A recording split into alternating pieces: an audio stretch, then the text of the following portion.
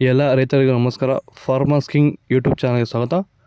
ನೋಡಮ್ಮನಿ ಕೋಲಾರ ತರಕಾರಿ ಮಾರ್ಕೆಟ್ ಇವತ್ತಿನ ಬೆಲೆಗೆ ಅಂತ ನಾವು ಹಾಕೋ ಬೆಲೆಗಳಿವೆಲ್ಲ DNS ಮಂಡಿ ರೇಟ್ಗಳು ಮಾತ್ರ ಆಗ್ತಾ ಇರೋದು. ಹೆಚ್ಚಿನ ಮಾಹಿತಿಗಾಗಿ ಸುರೇಶ್ ಅವ್ರ ನಂಬರ್ ಕೊಟ್ಟಿದ್ದೀನಿ, ಕರೆ ಮಾಡಿ.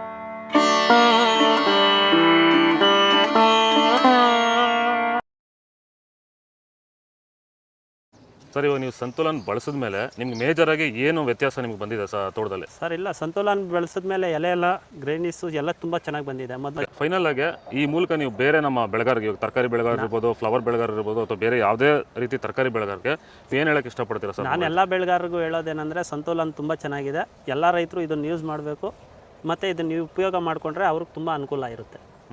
ಸೊ ಕಾಸ್ಟು ಕಡಿಮೆ ಮಾಡಿಕೊಂಡು ಅಷ್ಟು ಕಡಿಮೆ ಆಗುತ್ತೆ. ನಾವು ಇಕ್ಕಿರೋ ಬೆಳೆ 100% ಸಕ್ಸಸ್ಫುಲ್ ಆಗುತ್ತೆ.